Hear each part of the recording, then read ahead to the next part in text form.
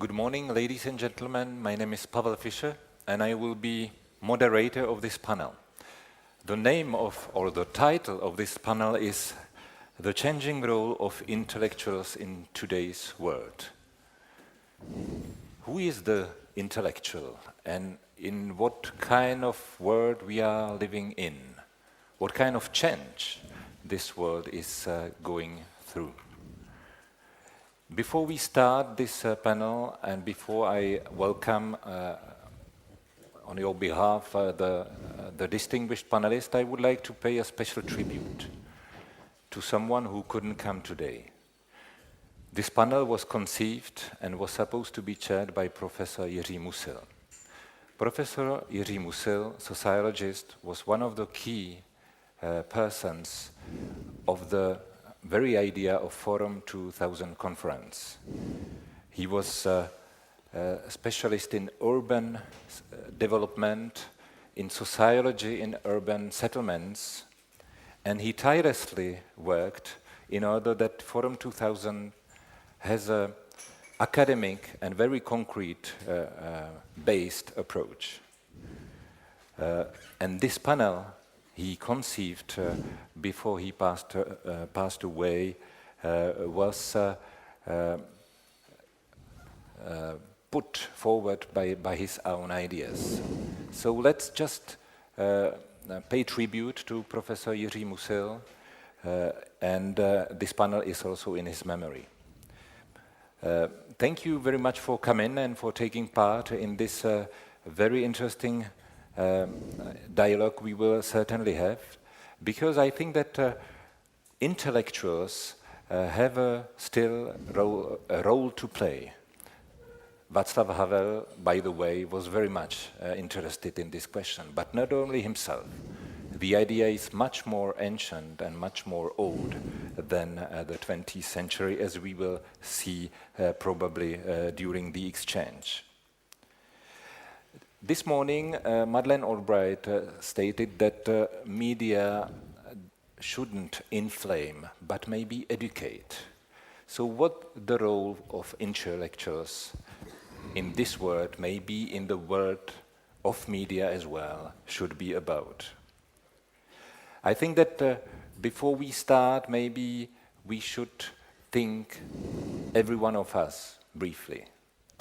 Ideas, action, reflection, citizenship. How to bridge this distance?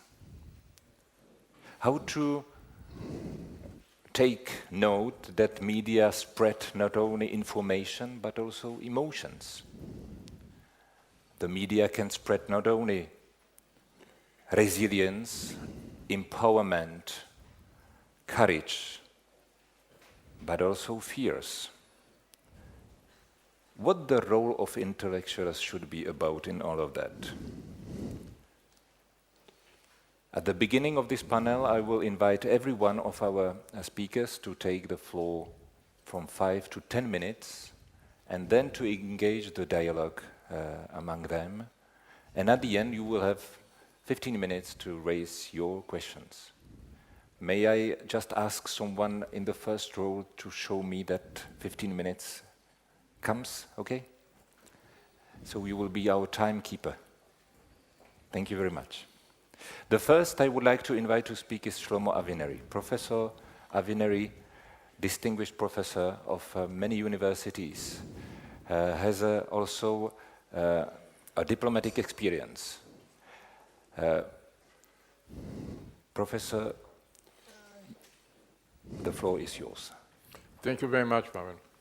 Since you mentioned that we're dealing with a contemporary issue, but it's an old issue, I'd like to go back, if I may, to the year 1516, which I'm sure most of you will think now is going to be very far-fetched. In the year 1516, two books were published, which to a very large extent determined modern political philosophy, and also dealt with the role of intellectuals. One, with which I'm not going to deal with, is Machiavelli's The Prince, and the second is Sir Thomas More's Utopia. And most of us are familiar with Thomas More's Utopia because, among other things, it gave a name to a genre in political theory and, if you wish, also in literature, utopianism. However, most of us, when we think about utopia, deal with the second volume of the book. The second volume of the book deals with an ideal utopian society, as Thomas More suggested it, with a little bit of critical elements, but basically he suggested an alternative political universe. But the first book of Utopia is usually neglected. And the first book of Utopia is a dialogue. The whole book is a dialogue in a very Platonic, Socratic sense, about should philosophers, let me translate it into modern language, intellectuals, be involved in state matters? Should they advise kings? Should they advise rulers? And the dialogue takes place in the court of the French king, and there are arguments about, yes, philosophers should try to give advice to kings. Others say this is ridiculous because kings deal with realpolitik and philosophers deal with something which is ideal, not always realistic. And then the main speaker says, well, there are all kinds of philosophies. Yes, there is a philosophy which is abstract and metaphysical and has no relevance to political life. But there is another kind of philosophy.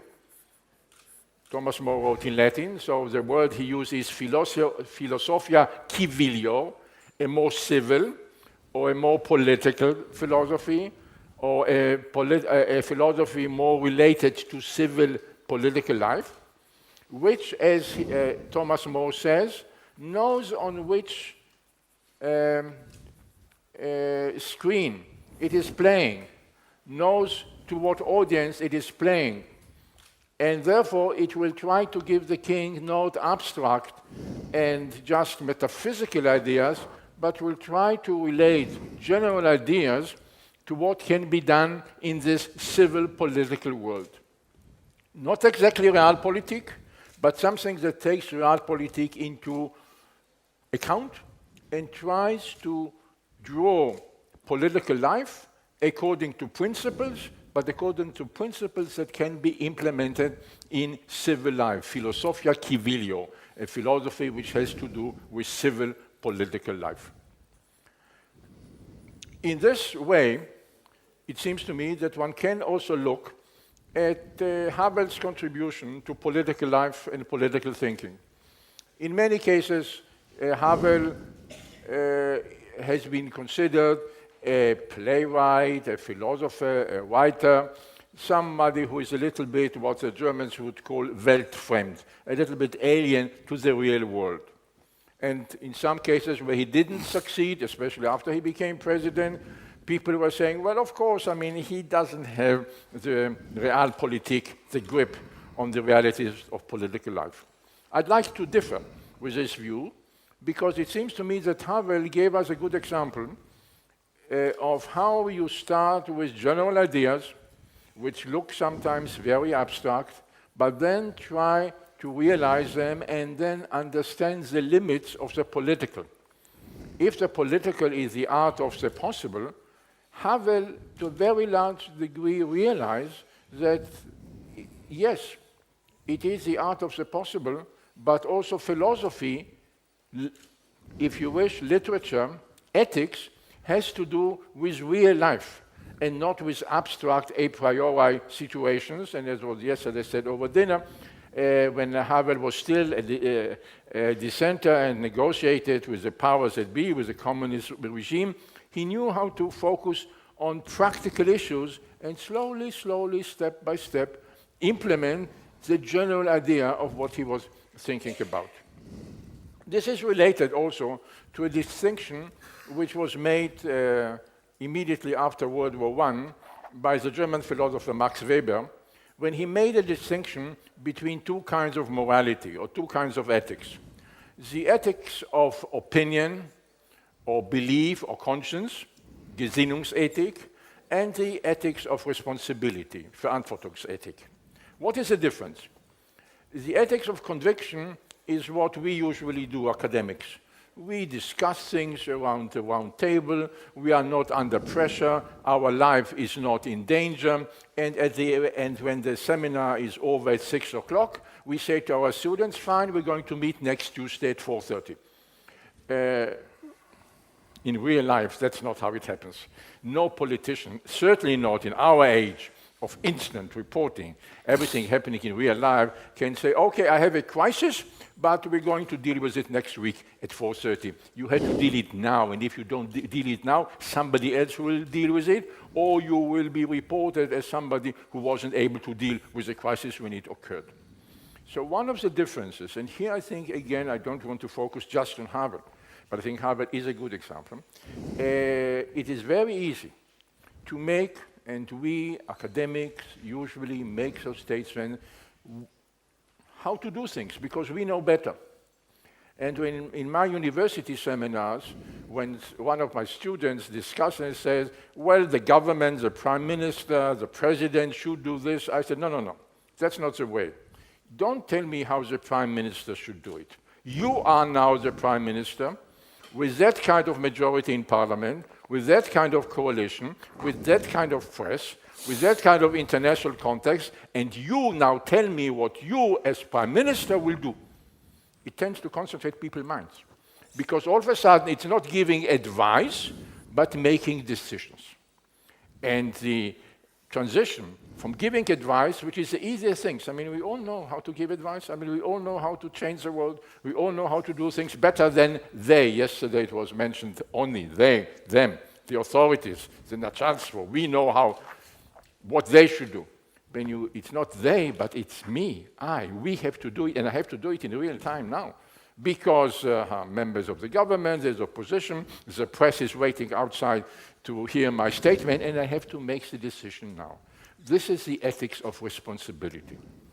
And the ethics of responsibility, which characterizes decision-makers, is an ethics which intellectuals should be aware of. I want to give a not very good example.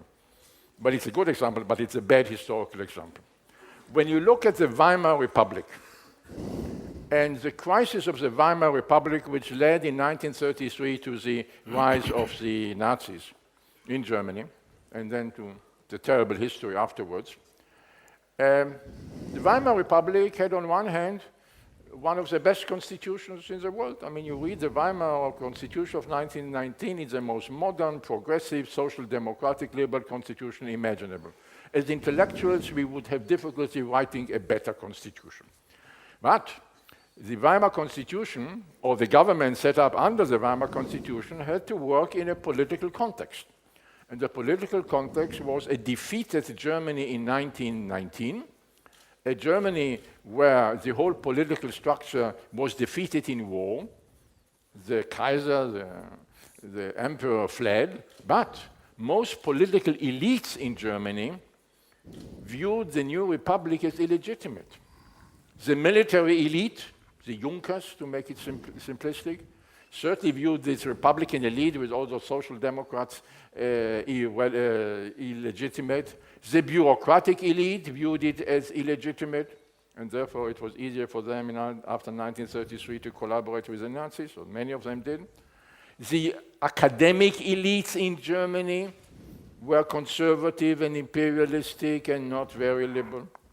And the church elites, both on the Catholic and the Protestant side, didn't view the republic as legitimate. And you had here an elected government working within a constitution which is liberal and democratic, wonderful, working under the constraints of elites which viewed both the government, the constitution, as illegitimate. And that's when you need what Thomas More would call a philosophia civilio, a philosophy of responsibility that deals with real life. And one of the tragedies, and that's why I said it earlier, it's a bad example, was that many intellectuals in Germany, especially on the left or the extreme left, who viewed the Weimar Republic as legitimate, yes, but incomplete, because it made all kinds of alliances, it made all kinds of compromises. It didn't live up immediately to the ideas of the revolution. And I have in mind one person, and some people will disagree with my characterization, somebody like Kurt Tucholsky, who made fun of the leaders of the Republic, who viewed them as corrupt. Some of them were corrupt. Some of them certainly didn't live to their ideals. And he helped to delegitimize the leadership of this very imperfect republic.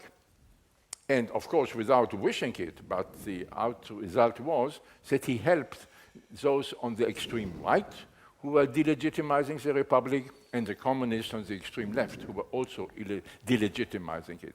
So the question at the end was of intellectuals, and this goes back to Thomas More and lives with us. How do you criticize political reality with a sense of responsibility? It's very easy to say that, well, all politicians are corrupt because, some politicians are corrupt. In every country we can find them. All politicians make compromises. Yes, they make compromises. All politicians are only interested in their own goals, which is true. But then there is still a question of responsibility. Do you make this overall statement which delegitimizes the public sphere, that delegitimizes the process of democracy? And the process of democracy, as somebody has said, is something which is similar to how you make sausages. If you don't want to eat sausages, don't look at the way in which they're being made. But at the end, some of the sausages are better than others. And they're all made in this awful way you don't want to see how sausages are made. And politics is like sausages. The process is problematic.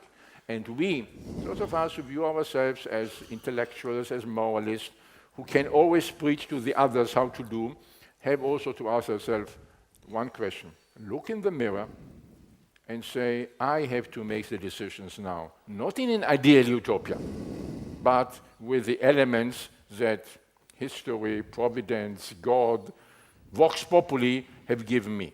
And that's a very difficult challenge. And I suggest that when we look at politics as intellectuals, we bring in not only the issue of morality and ethics and utopian ethics, but also the issue of responsibility. Thank you very much.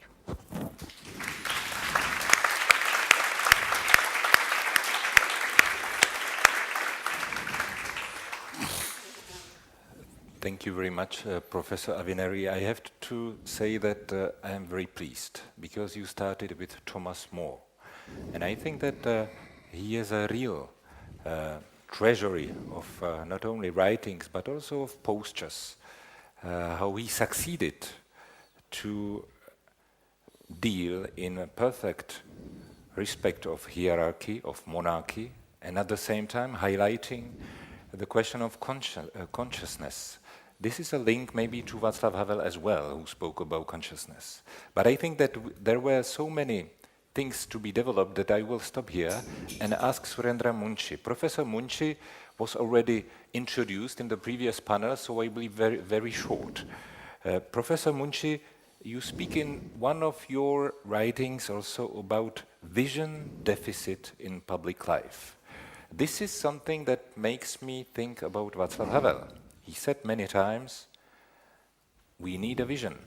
We need maybe longer-term vision that goes beyond the next parliamentary electoral time. So my question is, what kind of role of intellectuals in today's changing world you think that fits the best for the 21st century? Thank you. Thank you indeed for your kind introduction, and I'm very happy I'm speaking after Professor Avineri's call for responsible sausage making, if you like. Now, I love sausages, and so responsible sausage making is something that goes precisely to my heart and stomach, if you like. But on the role of the changing role of intellectual in today's world, when I received this invitation and I received a message from Mr. Fischer, I was very aware that this is a session being called in memory of Professor Musil. And I, being a sociologist, am a little familiar with his writing a distinguished sociologist who passed away last month. He was, as you know, and as we have been told, closely associated with this forum. I am thinking of his book, The Meaning of Liberalism, East and West, which he jointly edited with Zernik Suda.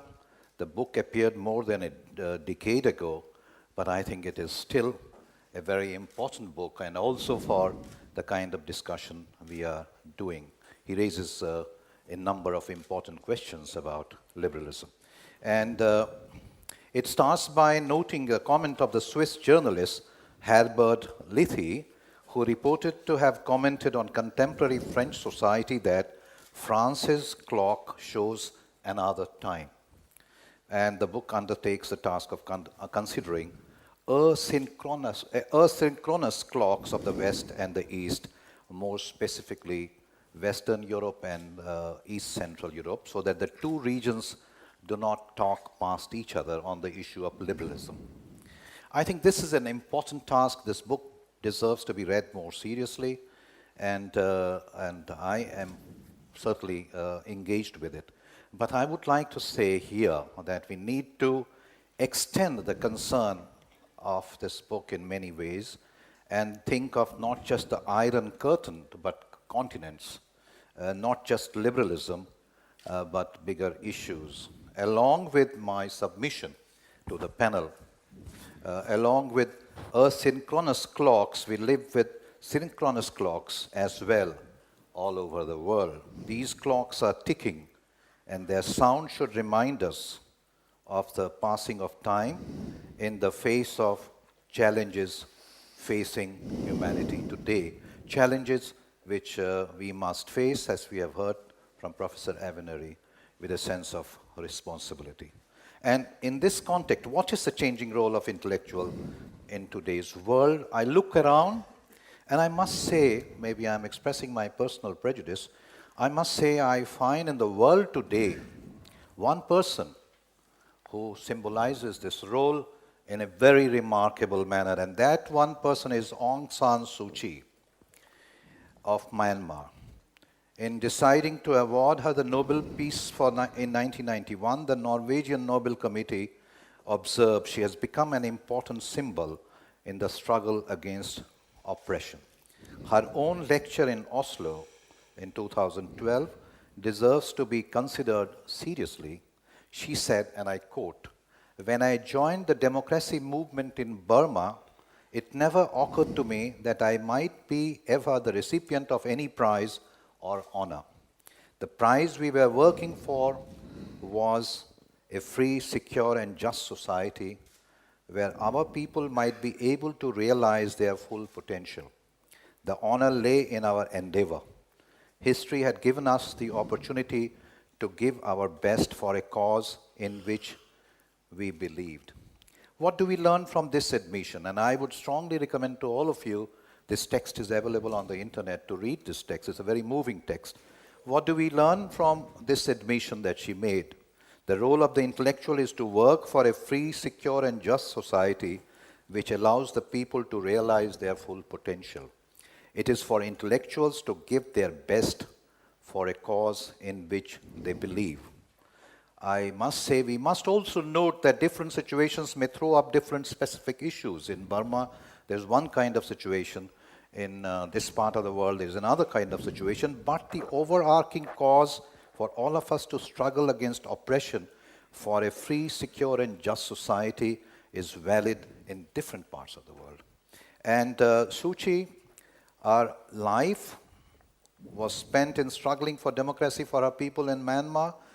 Though this does not mean she is not aware of the universal meaning of her struggle. She is not just talking about Myanmar. She says, ultimately our aim should be for displaced, the homeless, and the hopeless, a world of which each and every corner is a true sanctuary where the inhabitants will have the freedom and the capacity to live in peace. And with this, I would like to ask, is she behaving in an irresponsible manner? Does she know what she is talking about? She does. A person who lost her father, killed by political rivals when she was young. A person who had struggled against an oppressive regime for more than 2 decades. a person who has lived through personal tragedies during this period and suffered under hard conditions, such as living in virtual darkness in a roofless house. And such a person can be sure she knows what she's talking about, and you can be sure she's talking about it with a sense of responsibility that we have heard about. Suchi dreams of creating a world free from the displaced, the homeless and the hopeless. And in this very city of Prague, we have known another notable person who had a similar dream. I'm thinking of Václav Havel, who died soon after the Forum 2000 conference last year. Think of the text, and this text is known to all of you, but this text is known to a large number of people, and as we discovered, to a young student from Burma in his prison. We heard it yesterday. A young student in Burma in his prison in a remote part of Burma. Where did he draw his inspiration from? From the text, The Power of the Powerless, written in October 1978. He writes here of peace and tranquility and security, of discovering again suppressed identity and dignity, of living within the truth. He writes, the original and most important sphere of activity that one predetermines all the others is simply to attempt to create and support the independent life of a society as an articulated expression of living within the truth, and so on. And this text is known to all of you, so I'm not going into details about this. And I would just in passing, though of course talking about this man would mean talking for an hour or more. And this truth, living in truth, reminds me of the struggle of my own countryman, Mahatma Gandhi, whose entire life was devoted, in his perception, in fighting and living a life of truth. His entire life was devoted to expose lies and discover the truth in himself, in his countrymen, and in his faith in humanity. And here was another man who was not behaving irresponsibly. Here was another man who knew what he was talking about, like Havel and like Suchi. Now, Suchi and Havel and Gandhi tell us in different ways, but through their synchronous clocks, what the changing role of intellectuals in today's world is. They tell us what is important and what is not. They tell us the meaning of conviction. They provide role models, the best way for young persons to learn and lead. Thank you very much.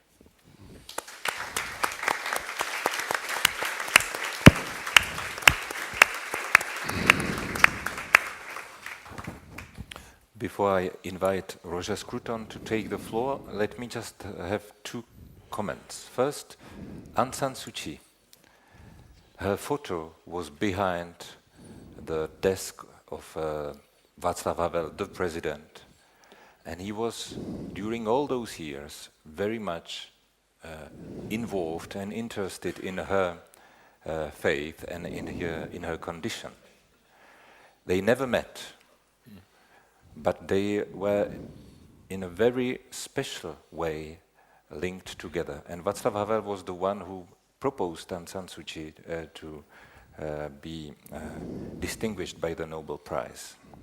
Second comment, I tried to understand what was the very last days of Václav Havel. And from his team, I have learned the following one. Several days, even several hours before he was dying, he sent letters to the prisoners in Belarus, to the political prisoners in Belarus. And in my views, this shows that his overarching interest in people who are oppressed, who are in jail, and who strive for human rights and dignity and freedom, that this interest was also some kind of the last tones of his life. Speaking about music, maybe this is a good bridge to ask Roger Scruton to come with his comments, because among our distinguished qualities, Roger Scruton is also specialist in music. Could you just explain us what's your point of view about what should intellectuals do today in this world, and in what kind of manner this world is changing, if you observe it from your house? Thank you. Yes, thank you very much. I think Surendra has given a very touching portrait of Aung San Suu Kyi's conditions and what made her into the symbol of the intellectual life that we all now take her to be. And that is a very important model. And it was the model that I was impressed with when I first came here, when Václav Havel was actually serving a prison sentence. And, everything that was radiated to one as a visitor in this part of the world about the intellectual life suggested that indeed intellectuals were the conscience of the nation. They were the ones who were bearing the responsibility of the future, the responsibility also to tell the truth in a time of deception and lies, and that they were being punished for it. So one had a very positive view of what intellectuals are. But I have to say I don't share that view. I think we must also recognize that intellectuals caused the problem in this part of the world.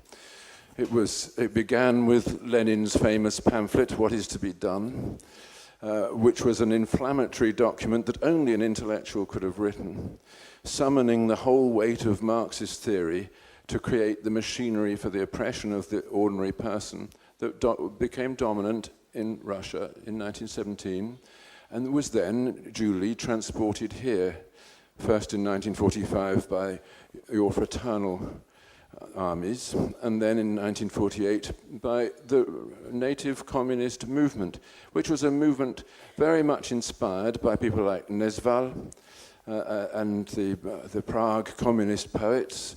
You can't turn your back on this history. Those are the people who did it. They created the sense of the legitimacy of a totalitarian order out of their contempt for ordinary ways of dealing with the human condition. If you look at this contrast, you might come to the conclusion that indeed intellectuals are the vehicle of noble ideas and the moral order, but only providing they're oppressed. Let them out and let them speak for themselves, and they become the vehicle for imposing the totalitarian order on people. And this was something that was perceived in the wake of the French Revolution by our great statesman Edmund Burke. Now, I just want to pause here, because Shlomo Avineri quite rightly referred to Thomas More as a fundamental figure in the history of the intellectual as a political being. But we have to remember that Thomas More was the last example of a continental type of intellectual. He was a defender of the Roman Catholic Church against the Protestant order of Henry VIII. He paid for it with his life. He's not just Sir Thomas More, he's Saint Thomas More. He's somebody who stands outside the ordinary English way of dealing with things as a kind of visitor from another realm of the intellectual life.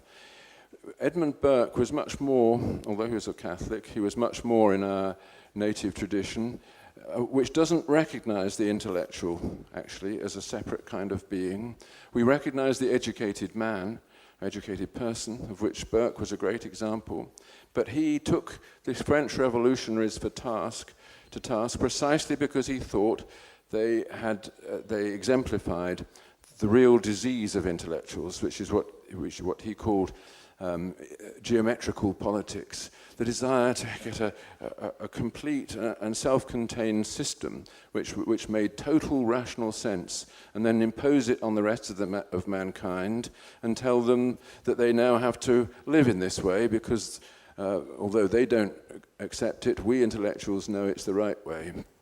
So Burke's attack on the French Revolution was an attack on intellectuals and what they do. And he predicted what followed. What followed, as we now know, was a death toll of 2 million in France alone, the complete destruction of the social order, and the turning upside down of France, but also of the rest of Europe, when in due course the French exported their revolution with Napoleon. Many people would say the downhill slope for Europe began then. At least you can't exonerate the intellectuals for it.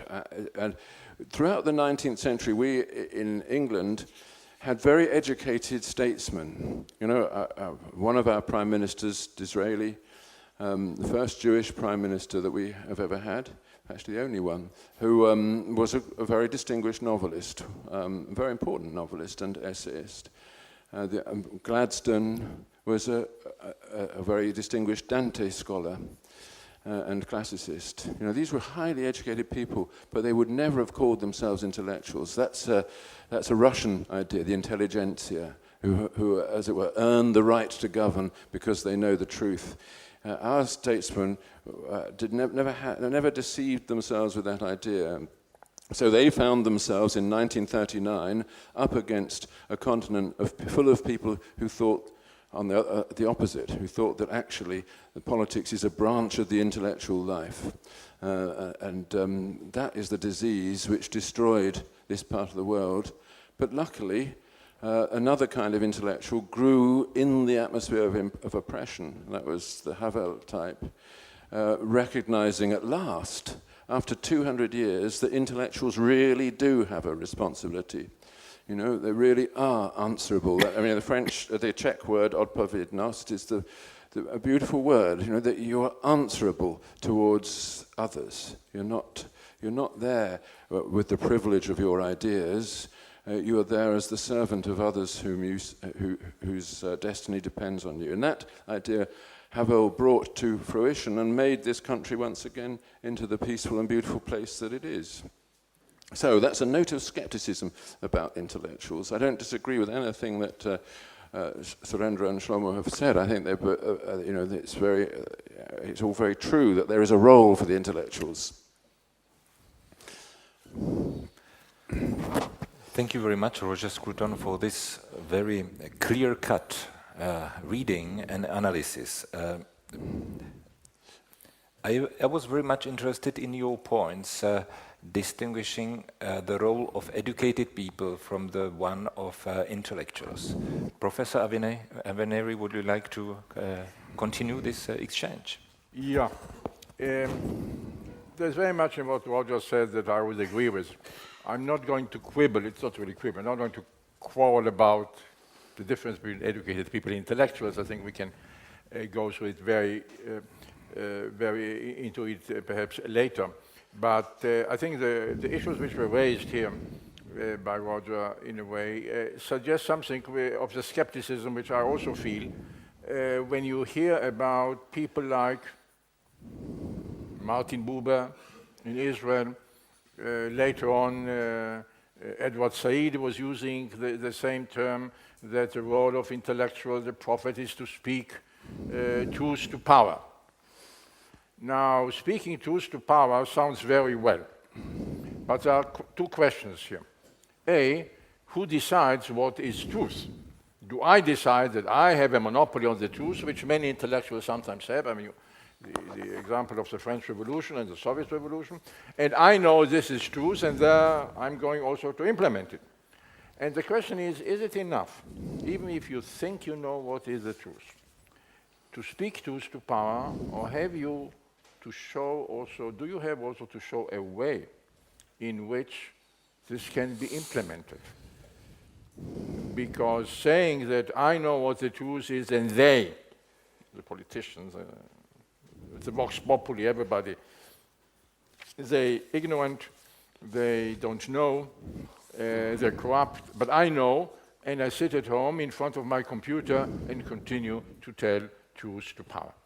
I have this argument sometimes in Israel, I don't want to bring Israeli politics into this, but just as an example, as somebody on the Israeli left who is not very happy with the current Israeli government policy regarding the Palestinians, I have sometimes arguments with my friends on the left who know exactly what we should do. The point is, however, that this is sometimes totally decontextualized. It's not enough to know how to do the right thing. The issue is, do you have allies for it? Or do you really want to continue to vote your conscience and to remain always 3%, which is intellectually and morally wonderful, politically counterproductive? And this raises an issue which was brought up here by Surendra about Aung San Suu Kyi, because she has made a number of decisions in the last few months which don't run counter to what she has been doing, but suggest that she has a philosophy which I would call the philosophy of Kivilio. She decided to play along with the rules which were set up by the generals, who are trying, for all kinds of reasons which can be analyzed, to somehow change Myanmar, change Burma, open space for opposition, open space for her, and she has already been criticized by some of her more fundamentalist friends saying, no, we should continue to boycott the election because they're not totally free, we should not cooperate with the generals, we should not meet with the generals, etc. She's been doing it. And she's been doing it in a way which you can argue she has been compromising some of her principles. I do not think so. She has read the political map correctly. Her enormous moral impact has helped to create the changes. I mean, the generals did change in Myanmar precisely because of the impact of a lot of things that she has done. And you're waiting for the utopian sunrise, that's not going to help. But things are changing, and be part of the change and have responsibility for the change rather than give another wonderful speech.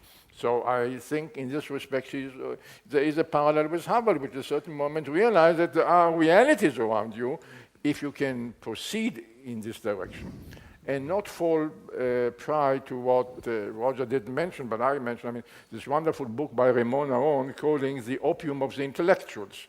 I mean, Marx spoke about religion being the opium of the people.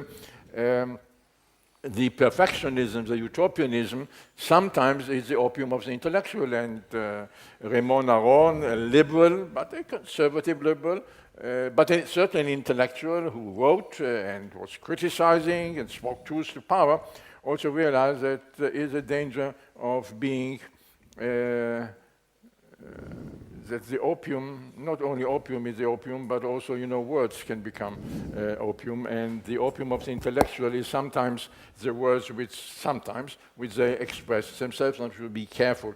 So the self-critical element of intellectuals, or educated people, if Roger would prefer, is not just to be critical of them, but also be self-critical if it is necessary. And in the case of Myanmar, now you see there is a new reality, and one has not to run with the wolves, but to realize that if the wolves are changing, this means something also for you.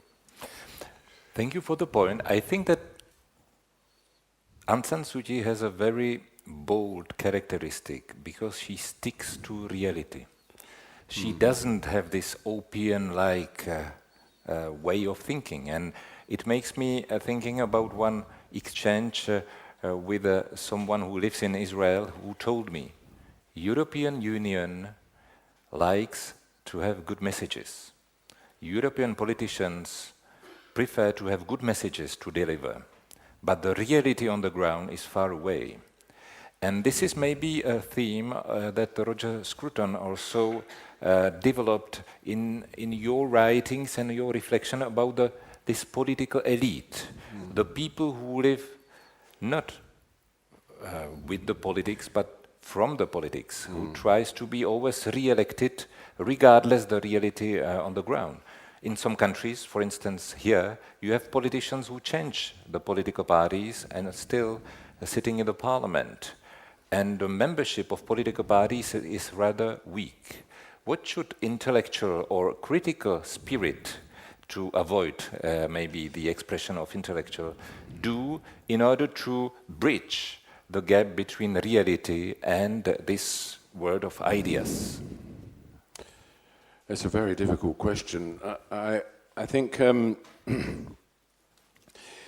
what we have, as I understand it, in the emerging situation in Europe is a whole series of institutions and formations which stand as a barrier between the political class and the people who vote for them. Really, it's very easy to slip out of direct responsibility for your decisions. In many ways, the European Union has made this worse because it has created a machine for taking charge of difficult issues and also producing laws governing those issues, which the local politicians have no say in producing. So they can always say, look, it's not my fault. I didn't make this decision, it's out of my hands. And this is one reason why the political class all over Europe is so in favor of the European Union. Well, even though the people are not, on the whole, the political class gets a fantastic deal. It can enjoy all those privileges, going around in chauffeur-driven cars and being awarding each other prizes and salaries and so on, without ever having really to answer to the demands of the people that they pass the laws that the people want. The laws are passed by bureaucrats whom we don't know and who can never elect and never get rid of. Well, you know very well because you've had to deal with this. And I think this new political class is not an intellectual class, and you can't blame the intellectuals for the emergence of this, although intellectuals have had their role to play. What the intellectuals should do about it is another question. I think this really is something that we in Europe, we educated people in Europe, should be addressing. We should be making it clear that this is what is happening, make it clear that it doesn't have to happen this way, make suggestions as to other ways, in general speak truth to power, as that famous quotation has it, and see if it makes any difference. Of course it won't make any difference until they put us in prison, and then we will start making a difference, as Havel did. So I'm looking forward to the time when the European Union really does take intellectuals seriously, when we are kept in the dungeons in Brussels. Thank you for the image, Shlomo. And then I will ask Surendra Munshi, commenting maybe this gap between reality and political icons or political irreality. Shlomo. Very briefly, since you meant the Europeans. I mean, some of my best friends are Europeans, so I should be very careful about saying that. I think that there is a difference here in the decision-making process in many affairs of the European Union. I'm not talking about internal politics. There are bureaucratic and other means. But when you look at the role of the European Union in international affairs, from issues like former Yugoslavia, Bosnia, Kosovo, to the Middle East, when there is a crisis, a political crisis, precisely because the European Union doesn't have power, and power means occasionally shooting power, the people in Brussels think that if there's a crisis, you solve the crisis by a decision, a declaration. And the declaration is always on the side of the angels. It makes a decision between the good guys and the bad guys, but nothing happens afterwards. And you could see it during the issue at the end of the war in Bosnia and then Kosovo, where the United States, in the end, because it had the capacity to use power, and it used power. And sometimes you have to use power very carefully, it shouldn't be carried away, to use power for good ends. But the European Union, in those terms, doesn't have the power. It can talk to the nice guy, it can talk to the nasty guys, and nothing is going to happen. There is, I usually don't quote from Jewish religious sources, but let me just do it very briefly. There is in the Talmud an argument, how did demons come about? I mean, did God create demons? No. And there were two answers. One answer was that demons are the incorporation or the corporality of bad thoughts. People have bad thoughts, a bad intention, and then they become real as demons. And there was another answer, which I would call the dialectical answer, despite the fact that the rabbis never use the term, which said no. Demons are the consequence of good intentions which were not carried out. And the gap between the good intentions, which you sometimes feel in the United Nations, the language, wonderful, in sometimes decisions of the EU, and then nothing happens because, and there you have the demons. I mean, Syria may be today an example. I'm not for military intervention in Syria, but the fact that you have all the right kind of language that you had vis-a-vis Milosevic, but then reality remains, and out of that you get the kind of demons which bedevil our political life. Surendra, do you know also demons from your political daily life in your country? Only demons, you know, from our political life. If you have read the papers and known about the level of corruption that exists in Indian political circles, and I read papers, I close my eyes, and I'm not particularly religious, feel like praying to God, do something about these demons. But on a more serious note, I will make very brief comments. And one about European Union and the problem. I think seeing it from outside, you have big problems, but not equally big people to address them. I think we need many Havels.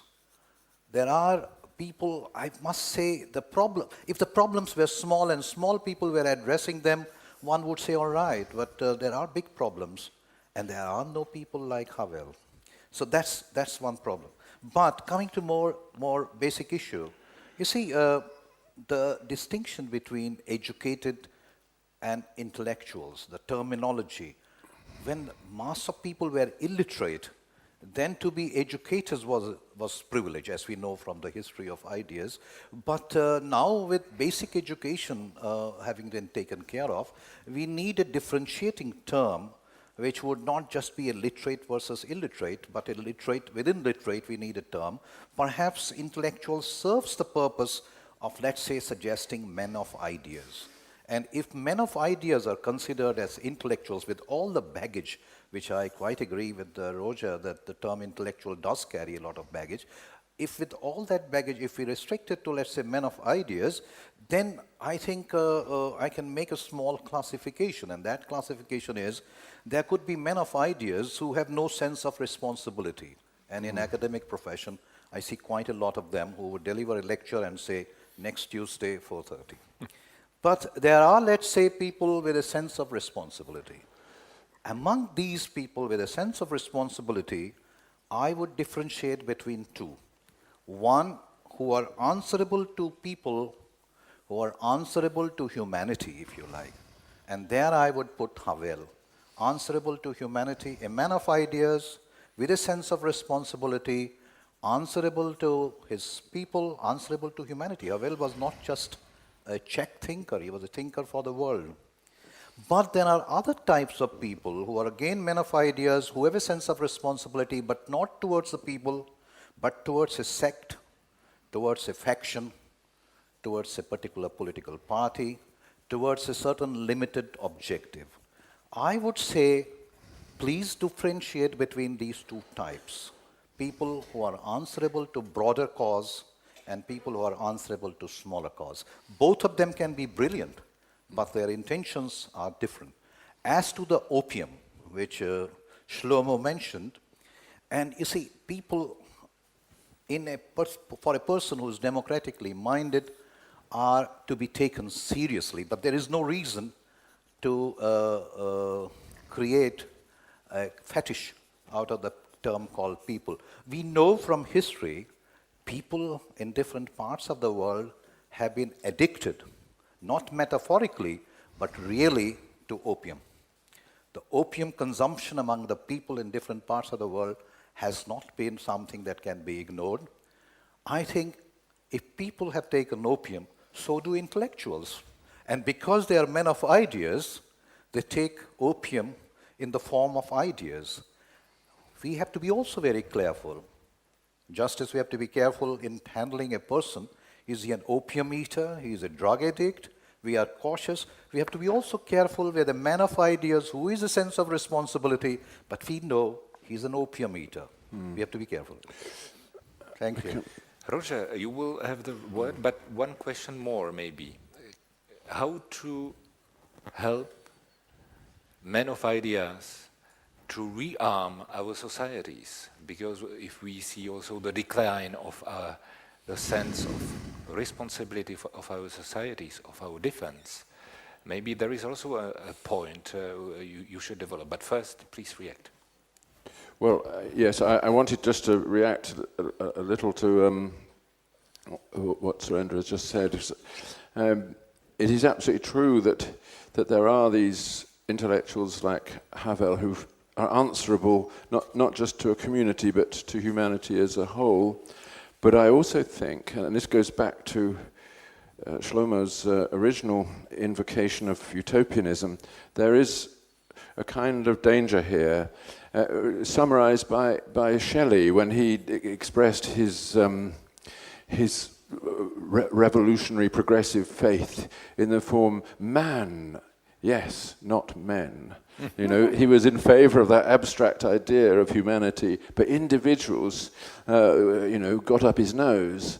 And likewise, if you look at all the bad things that the utopians have done, it's very often in the cause of humanity, ignoring the individual people to whom they are actually and concretely responsible. So I think that, again, I think this is in a way compatible with what Shlomo originally said when he evoked Weber's idea of the ethic of responsibility. We need to be very clear about the fact that responsibility is not some abstract answerability to history or to humanity. It is being forced to give account of yourself to the other, eye to eye. In at least some circumstances. So other people have the ability to say no to you, or the ability to make you say no to yourself.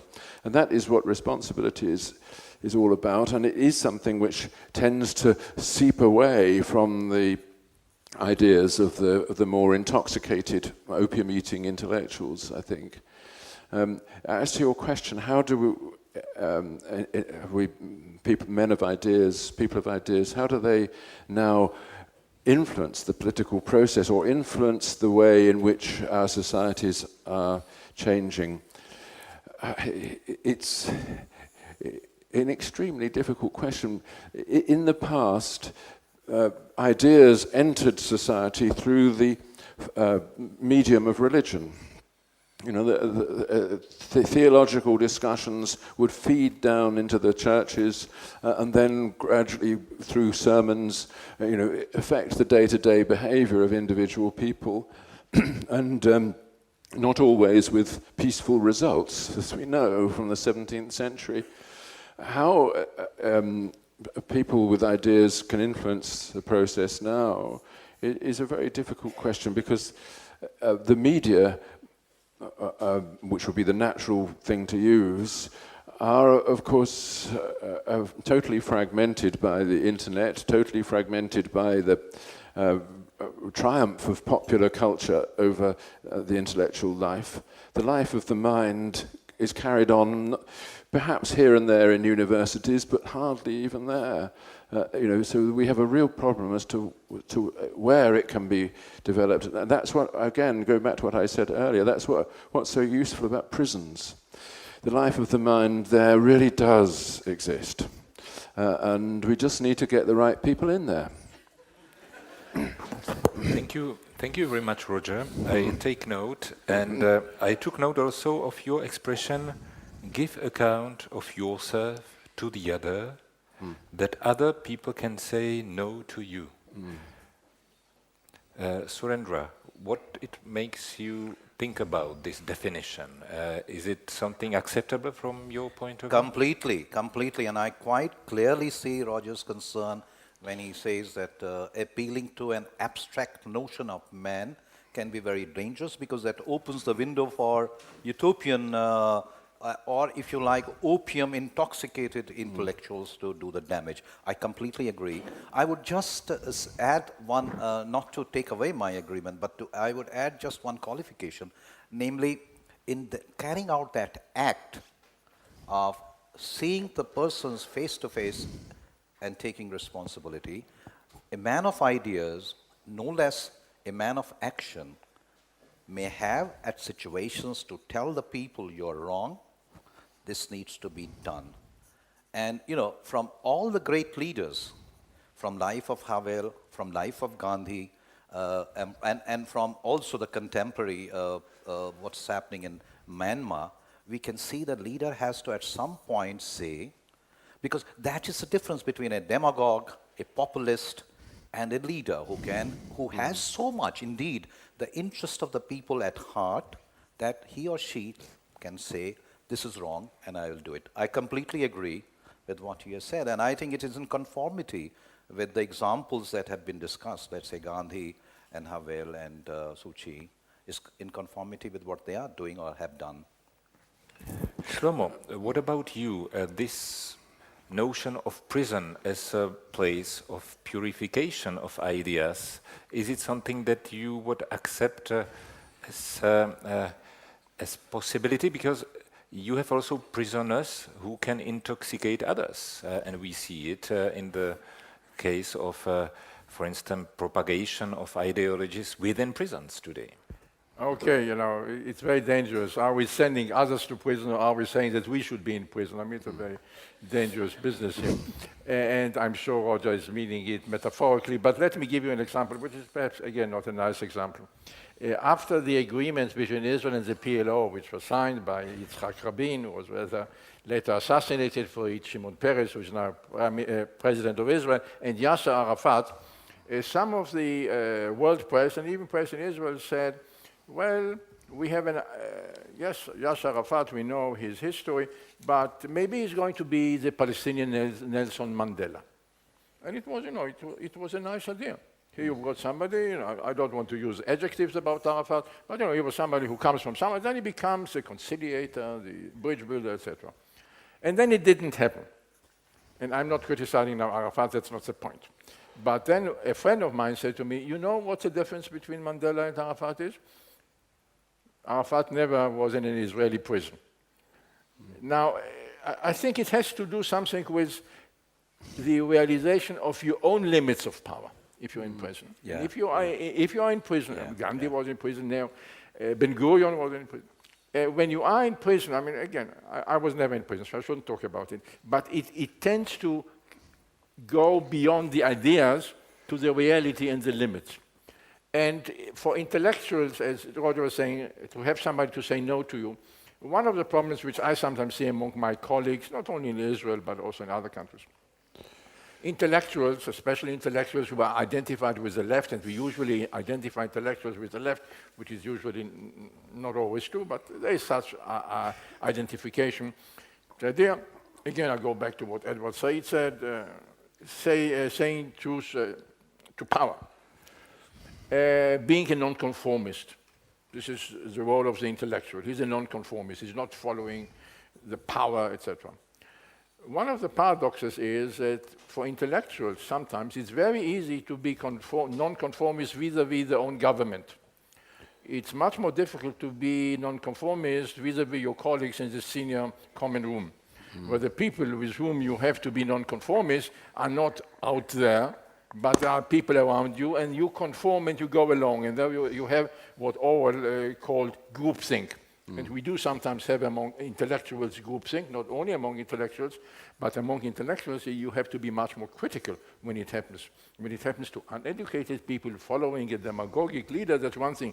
When it happens to people who view themselves as knowing what critical thinking is, and then they are not critical about their ability to say no to their best friends, which you may not be invited, you may not get the prize, you may not be promoted. This is very tough. To say no to the prime minister, that's easier. There's no prize for it. So there's no cost to it. So nonconformism, there are concentric circles toward whom you should be nonconformist, and this has to do, I think, with what was raised earlier. Roger, what's your experience with non-conformism? Because when I observe, for instance, ministers of foreign affairs dealing with European issues, I take note that almost every second of them has an iPad, and he's observing news, chatting, or studying documents. And it reminds me that there is a very huge presence of conformism, even in our political discourse we have around us. Conformism about interconnectivity or connectivity as one of the myths of today, of security or of comfort and others. What's your experience about with this kind of non-conformism when you have to say no to the other with the whole respect you owe him? Well, I suppose that this is quite near to my experience because I am a non-conformist. Although by normal standards I'm an intellectual, I'm certainly not a left-wing intellectual. In fact, I'm an outspoken right-wing intellectual. And that does mean that in a university common room, I'm an odd man out, but it's difficult. There is a cost to it, as Shlomo rightly says, and I left the university 20 years ago in order not to have to go on paying that cost. So it is absolutely true that the pressure to conform is very strongly felt from one's immediate environment, and there isn't any cost in sort of, making a V sign at the Prime Minister. I think this is just to reflect on Edward Said, his statement of that the role of the intellectual is to say truth to power. Not only did he say a hell of a lot of lies in that book, Orientalism, he also gained an enormous amount of power through doing so. He was a center of a whole conformist conspiracy in the middle of American universities, from which some people like me would be excluded. So it's very easy for intellectuals to deceive themselves that they're saying truth, when actually they, just like everybody else, are pursuing power through conforming to something. I think it's not the role of intellectuals or politicians to try to change human nature. If you're not to accept everything that evolutionary psychologists say, nevertheless, it is obviously true that conformism is an adaptation. If we didn't do this, we would not have survived. So you're not going to be able to stop people conforming in small groups. What you can do, perhaps, is create the open civil society, the more civil society, as Shlomo was saying, more civil order, in which people can publicly disagree, or groups can as it were, take part in a shared discussion and create the space where they can survive side by side. It's very difficult, though, and maybe you could say that it's one of the achievements of Western civilization that we've done it. It doesn't occur very much in the Middle East, except in Israel. Thank you very much for this idea. I would maybe highlight it. Open civil society as a place you can publicly disagree. So the floor is yours. We promised you questions and remarks. Raise your hand, please introduce yourself. We have 15 minutes, and please disagree openly or raise questions. As Roman Joch wants to say something. Oh. I'm Biláková, an international baccalaureate student and hopefully a future intellectual. And I want to ask something that any one of you didn't address yet. What actually makes a man an intellectual? And do you think that intellectuals, so to speak, men and women of ideas, have the moral obligation to help their home country? And should they actually give up their interests in order to favor their country? Thank you. Thank you very much. Maybe the second question, Roman Joch. Okay. There is a fine saying which has two lines. The first line, dissent is the highest form of patriotism. Second line. Treason is the highest form of dissent. And in that spirit, I would like to ask gentlemen if they would care to comment on a special, peculiar kind of Western intellectual who is a traitor to his civilization, to his Western civilization, always denigrating it, even though it offers him intellectual freedom, freedom of speech, freedom of criticism, which make him popular and wealthy, by the way, and he, at the same time, always celebrates thugs like Mao or Castro or Sandinists. Would you like to comment on that kind of intellectual, please? Thank you very much for two very contrasted questions. Maybe how to become intellectual first, or you can make your choice. Who would like to start? Surendra. Well, what makes an intellectual? I think a man or a woman of ideas. It's, as I was saying, it's not just a distinction between literate and illiterate, not just an educated person, but a person who has ideas concerning issues which are of general interest. That what I would call an intellectual. But it's a very contested territory, you know, there are many different ways of looking at it, number one. And number two, I think sacrificing one's interests for the greater interest of humanity and so on, or one's own society, there may be a different way of looking at it. If you do not serve the interests, let's say, of your society, you might be sacrificing your own interest, in the sense that you are not contributing to the kind of situation which is promoting the welfare of people, which includes you. So there may not be the opposition that you have been thinking. As to traitor, I would be very cautious about the term traitor. Because, you see, who defines who is a traitor?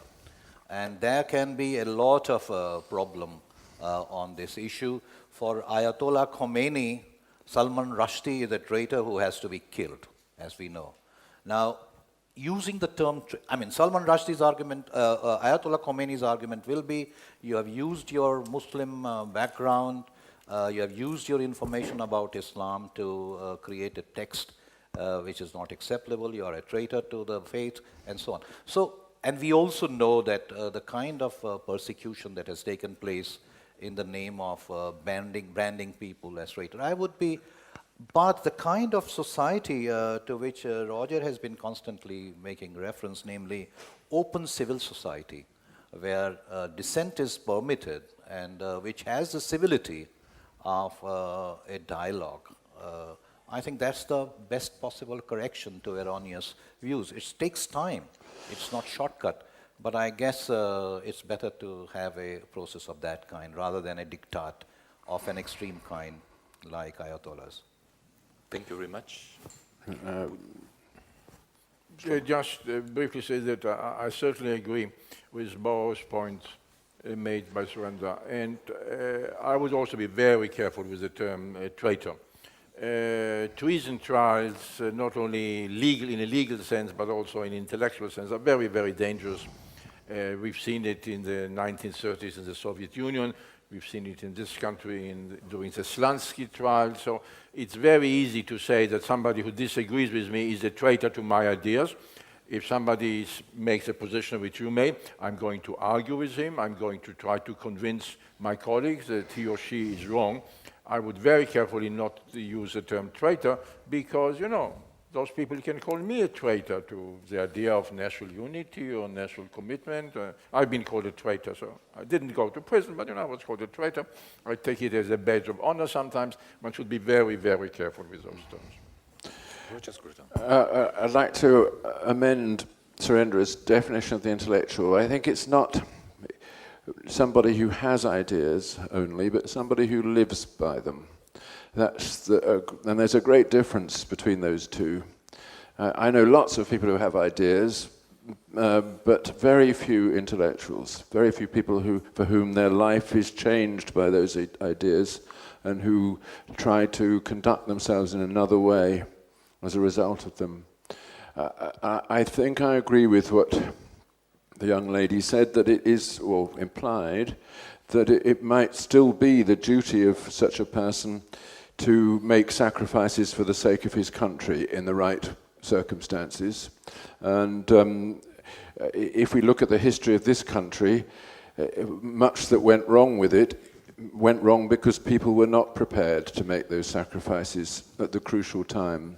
And it was partly under the influence of the intellectuals that they lost the preparedness to make those sacrifices. And so, building on from that, I would be much more sympathetic to Romagnoch's observations that there is such a thing as the trahison des clercs, is essentially what you're saying, isn't it? The treason of the intellectuals. But it isn't always on one side of things.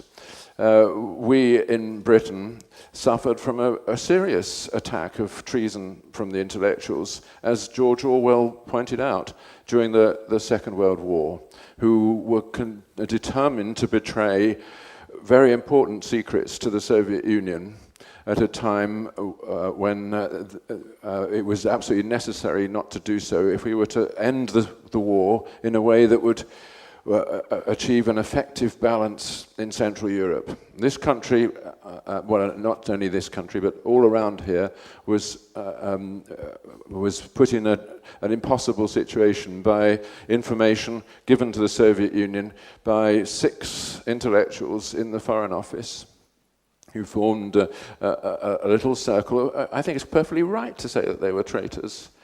It doesn't follow from that everybody would agree that they were doing the wrong thing. The Soviets obviously thought the opposite. But there is a deeper thing here, and it's already been referred to, is what I call the culture of repudiation. There's something in the intellectual way of life which leads those who pursue it to repudiate the surrounding world, say, it's not me, I'm superior to it. And the old, very often the old leftist doctrines give people a way of living like that, living in repudiation. And so they become prepared to sacrifice their country when the time comes. And I say that with feeling because I've seen it happening. Thank you very much. We have still 5 minutes to go, so maybe 2, 3 questions. Petr Hedbavny. I thought about groupthink, and the related question is, if we think about the economists being asked by the British Queen about the reasons of the crisis, the answer was groupthink. We didn't imagine sufficiently what are all the options. My question would be, what is the difference between Homer Simpson phobia and Islamophobia? To put it differently, should religions be protected from truth-seeking endeavor of journalists or not? Thank you.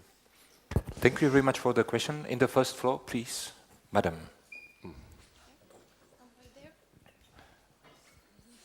Yes. So I'm Elisabeth Lobkowitz, I'm French, and you evoked the French Revolution. I just wanted to tell, there was a huge mess in the French Catholic Church, especially in France, in the 17th century. The result was that the Catholic Church was completely absent of the intellectual scene in the 18th century. The result was the French Revolution, then Napoleon, and so on and so forth. This is what I wanted to say. Thank you very much. Maybe there was a third question in the middle. Yes. Maybe my question will be a little bit naive, but sometimes it seems to me that it's easier to be an intellectual in a totalitarian regimes or wars and prisons where you see the black and white and even where you see what's good and what's bad.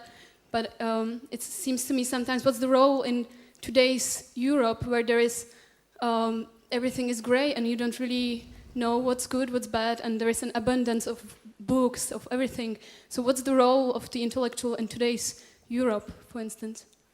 Thank you very much. I declare maybe this to be the last question because I like the gray in your idea, and maybe this is something we could develop more in deep. And please feel free to raise the 3 points the question. Well, should religion be protected from truth-speaking journalists? I think the manner in which it has been formulated, it would be very absurd for me to say religion should be protected from truth-speaking journalists. I could have been perhaps more charitable if I was told, should religion be protected from lie-spreading journalists? I might have then considered that there was some reason for protecting religion. But if someone tells the truth, I think not just religion, but any institution should not be protected. That's my personal view. As far as the role, Madam, your question, that was a comment, so I guess we need to take note of this comment, but I don't think that you expect a reply. But as far as the abundance and the role of intellectuals in the West, you know, I travel very often to the West and I like coming here, and I must say in the midst of abundance, there are many problems. It's not just that everything is fine. In the midst of abundance, of course, there are very many good things, not just in material terms, but in terms which one tends to take for granted. And especially in this part of the world, you tend to take granted a large number of things which are really nice, not just your motor cars and your affluent lifestyle, but the fact that you have democratic institutions, the fact that you can dissent, the fact that you can argue, the fact that you can have access to multiple opinions, the fact that you have institutions in place. There are very many things which are nice, but in the midst of the abundance, material, institutional, and so on, not everything is nice. And I think we need to pay attention to that, and perhaps critical intellectuals can highlight what's not in place, what's not right, and how it can be made right. Thank you very much. Roger Scruton. Yes, I suppose I agree that you should not protect religion from truth-telling journalists.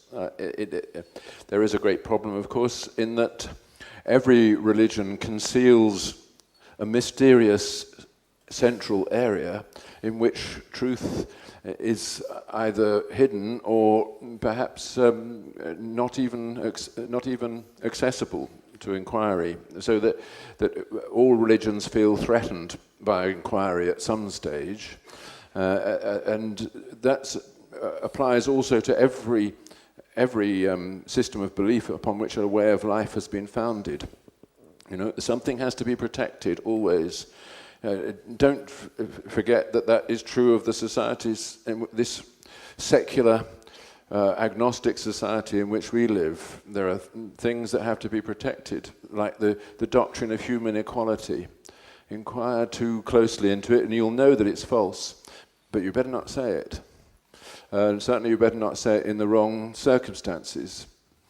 I think the lady who, Mrs. Lobkowitz, who referred to the French Revolution, that is a very important observation, that was when the intellectuals first came into public awareness as the people who were taking control of public life. And they did so, you're absolutely right, as though they were without any instruction in the Christian religion. Indeed, they repudiated it, people like Diderot, and the influence of the Encyclopédie on French society, which drove out the church and said, look, knowledge does not come from the church, it comes from us. That was hugely important in creating the moral vacuum into which the French Revolution could pour. So I think it's a very important observation that maybe some kind of organized religion is necessary to stop intellectuals doing the damage that they can otherwise do. The young lady who's talked about all the shades of grey, to use perhaps a forbidden reference, that it is absolutely true, that's how we live in Europe, but it's still possible to say provoking things, you know, and we need these provocative people. That's one of the roles that I've always thought I had, was to say things which shock people, so that they recognize that they've got to take a stand. Do I agree or don't I? You know, and there's not enough people actually doing that in Europe. I was brought up in a rather wonderful Europe in which people were doing it all the time, saying shocking things. It's just that they happened to be all on one persuasion, so I needed to correct them. Thank you very much. Shlomo Avineri. Very briefly, and I don't want to have the last words, I'm really going to suggest two issues which can be an opening for further discussion or further colloquia. Religion. I'm coming from a country which calls itself a Jewish state. About 20% of its population, I'm not talking about the occupied territories, but 20% of the population of Israel proper is non-Jewish, Arab, and the majority is Muslim. So I'm very sensitive to the issue of how Islam is being depicted, because it's one of the religions of my country. And I'm saying it as a very non-religious Jew, but Islam is one of the religions of my country. And therefore, it seems to me that in the European context, one has to distinguish between legal issues, and every country has its own laws about blasphemy, etc., and the issue of decency. There are a lot of people in Europe who 50 or 100 years ago had a problem of realizing that Judaism is one of the religions of Europe. Now, after the Holocaust, nobody questions this. Unfortunately, it took the Holocaust to make it. Europeans have to realize that Islam is one of the religions of Europe. That's a fact. It's not a value. It's not because somebody wants to undo the Battle of Poitiers or something like that. It's a fact. It's a fact. And this means that you have to deal with people of your own European countries with respect and decency. Does it give them a right to riot? No. But the question is not legal. Would you put, I've seen at the Brooklyn Museum a terrible sculpture of a crucifix in urine. Now, legally in America, everything is free speech is absolutely protected. Is it decent? The answer is no. And the question is it decent to make fun, insult people who believe in another religion? Not in your own, that's a different story. In another religion, it's not decent. And you need decency, not just legal regulations which can or cannot be worked out. This is really tolerance. And we all know I'm bringing owls to Athens, or colds to Newcastle. We all know that tolerance comes from the Latin verb tollere, which means to suffer. All of us are tolerant towards people who think exactly like us. You have to suffer. You have to be tolerant of people who dress differently, eat differently, smell differently, look differently. Not easy. Tolerance is a very difficult issue. And the second, a very brief issue.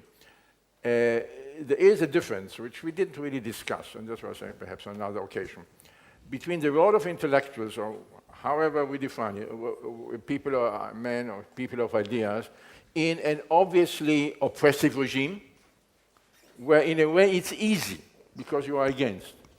And in democratic regimes, which are open and always imperfect, because democracy is not a status, democracy is a process. And in that process, you have a lot of things which are, according to my view, your view, wrong. And in such open societies, where things are not black and white, a lot of things are gray, the role of the intellectual is much more complicated. And that's where the issue of responsibility, decency vis-à-vis other religions comes in. And we should have to look not at them, but at ourselves in the mirror and ask ourselves, are we responsible enough in a situation where you have all kinds, 550 shades of gray? Thank you.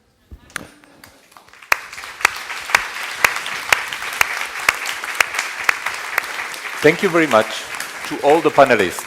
I think that it was a very bold meeting, and I think that we conserve some questions and issues for the future. Thank you for having been with us. Thank you.